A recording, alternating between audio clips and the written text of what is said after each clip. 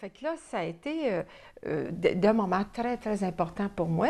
Et j'ai commencé à faire des recherches, mais là, on parle d'il y a 30 ans, donc il n'y avait rien d'écrit là-dessus. Jusqu'au jour où quelqu'un m'a donné un paquet de feuilles attachées ensemble de Louise Hay, une métaphysicienne américaine, qui n'avait même pas écrit un livre encore, puis elle avait écrit là-dessus mal à l'estomac, indigestion, ben, difficulté à digérer quelqu'un. Puis là, elle mettait une affirmation parce que aux États-Unis, ils travaillent beaucoup avec la pensée positive. C'est un petit document qui s'appelait Les causes métaphysiques probables. Est-ce que ça se peut? Je me souviens C'était juste un paquet, une vingtaine de feuilles attachées ensemble. Okay. Et puis, là, j'ai dit, enfin, quelqu'un qui pense comme moi, bien, ça doit être vrai, ce que moi, qui m'était venu. Et c'est sur l'entrefaite que j'ai eu une grosse infection, un virus qui a attaqué mon œil gauche. J'ai presque perdu mon œil. Je suis allée à l'hôpital, 10 jours à l'hôpital dans les grosses souffrances. Et puis, quand je suis sortie de l'hôpital, ils ont dit, il va falloir vous faire une transplantation de la cornée. La cornée était toute mangée. Ils ont réussi à arrêter je me souviens plus, c'est un microbe. Je pense que c'est plus un microbe avant que ça attaque l'œil. Et comme je travaillais dans la pensée positive dans le temps, je lui ai dit, bon, ben là, puis j'ai réalisé aussi que je savais ce que j'avais pas vu, parce que j'ai eu un rêve qui, dans mon rêve, ça me montrait d'aller enseigner tout ce que je venais d'apprendre par moi-même. Et puis dans le domaine de la vente, j'étais numéro 1 du Canada, des États-Unis, ça allait très, très bien, mais c'est comme si j'avais tout appris ce que j'avais à apprendre. Puis souvent, je me disais, quoi d'autre je pourrais faire? Tu sais? Quelle sorte de métier je pourrais faire où je suis mon propre patron, je voyage beaucoup, j'ai plein de privilèges de ma compagnie, je fais beaucoup d'argent. Tu sais?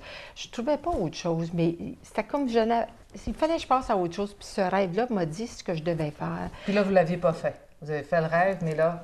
C'est ça. Fait que c'est après le rêve, j'ai dit, ben là, je viens de voir ce que mon corps me disait, que je n'avais pas vu.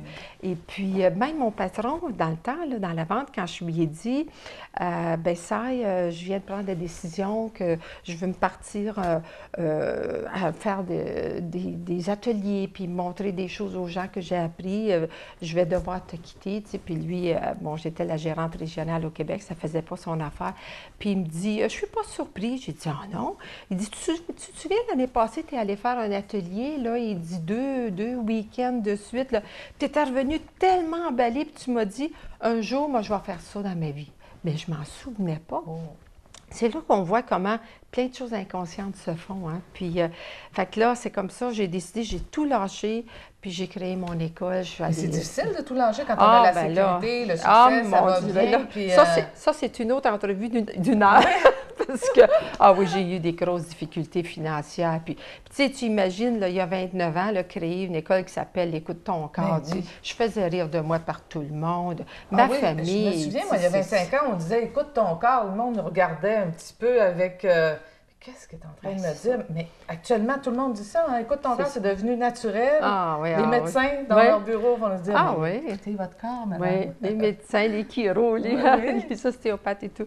Mais, puis même, c'est sûr, ma famille, ma mère, elle dit ça n'a pas de bon sens. Tu es avec 3 adolescents, puis là, je m'endettais tout le temps. Fait qu'ils me disaient toujours pourquoi tu ne retournes pas. C'est là qu'on peut découvrir notre grand potentiel, que si je me crée une journée d'être malade ou de faire faillite ou de perdre mon enfant qui décède, n'importe quoi, c'est toujours mon Dieu intérieur qui attire cette situation-là pour me montrer que j'ai tout ce qu'il faut pour passer à travers, tu sais, qu'on ne crée pas plus quand on se fait arriver des choses agréables que désagréables. Mais vous êtes consciente que ce que vous dites actuellement, ça va bousculer énormément de gens.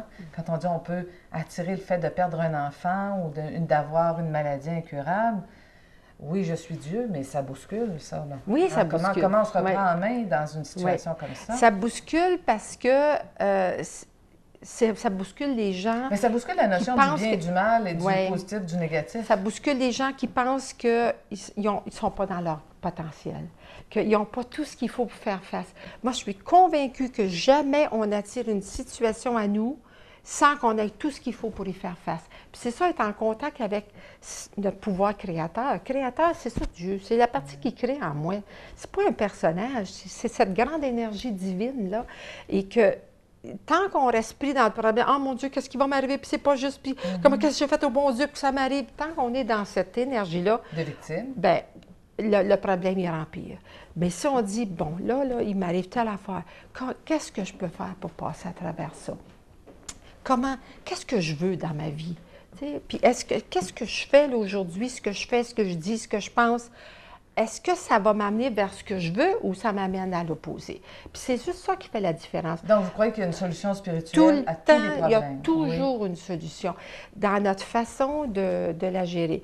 Parce que on a tout ce qu'il faut pour y faire face. Parfois, il faut demander un peu d'aide. Oui, et puis bien, souvent, on attire de l'aide aussi. On ne peut pas contrôler tout ce qui arrive à l'extérieur. On peut pas contrôler que tout à coup, il tombe quelque chose du ciel, là, puis ça fait exploser ma maison.